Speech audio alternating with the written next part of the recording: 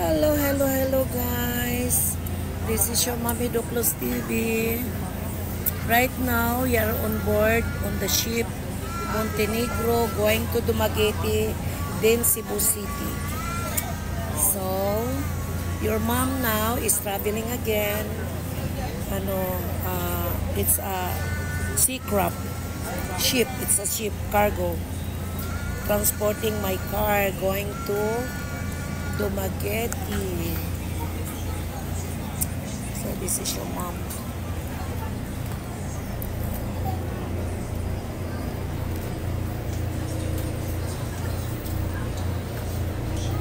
I am in the pier.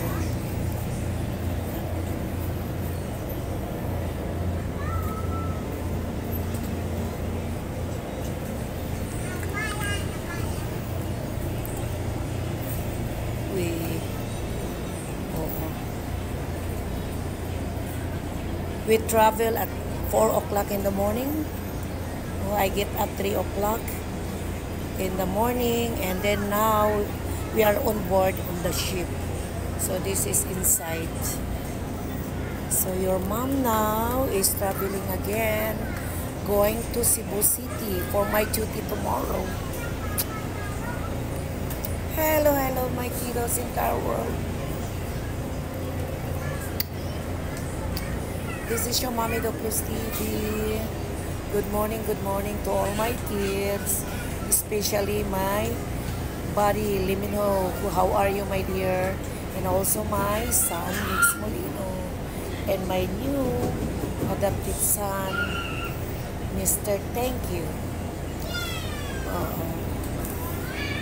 I'm so excited to see you in person this coming June. I hope we can meet personally, so you can see your mom. This is your mommy dog. Yeah, I'm so tired yesterday of my duty. A lot of patients come. So this is me. Still, we're not moving. They are having still doing the accepting the passengers and the cargo ship and the vehicles. So guys, this is your Mommy Doklos TV.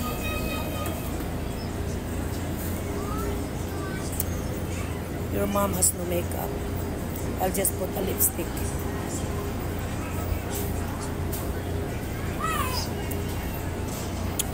So I have to go to my bed.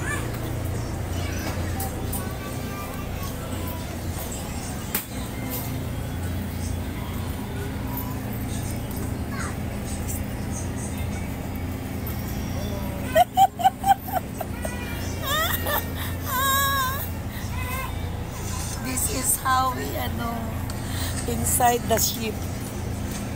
Look at that. Your mom is so cowboy.